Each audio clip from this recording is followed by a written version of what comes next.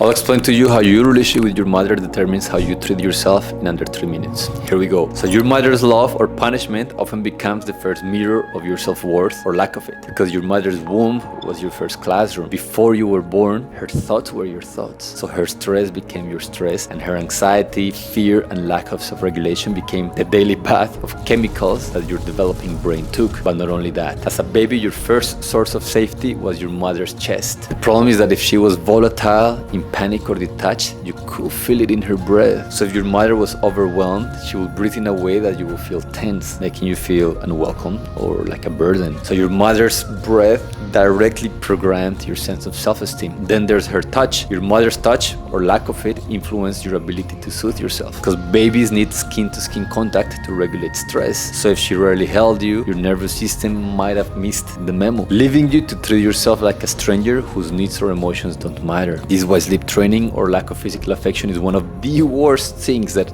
any parent could do. Next, if your mother saw danger everywhere, you might treat yourself like something fragile that needs to be protected, because her lens on life became your first filter for valuing and trusting yourself, which is why overprotected children often grow into very low self-esteem adults. Finally, your mother's silent sacrifices may have become your definition of virtue, meaning that whatever silent martyrdom or compromises she made become ingrained as an idealized version of what being good looks like. So often, your self-worth becomes linked not with your joy or authenticity, but with how much you're willing to silently suffer or deny your needs for others. In simpler words, your mother's codependency becomes your overfunctioning. And since your mother is the first imprint of feminine energy that you have access to, the way that she lives, breathes, and acts becomes your reference point to all things feminine. So if she was violent and explosive, you grow to mistrust all of your emotions. If she was disempowered, weak, and submissive, you grow to confuse love with self-sacrifice. And if she was physically present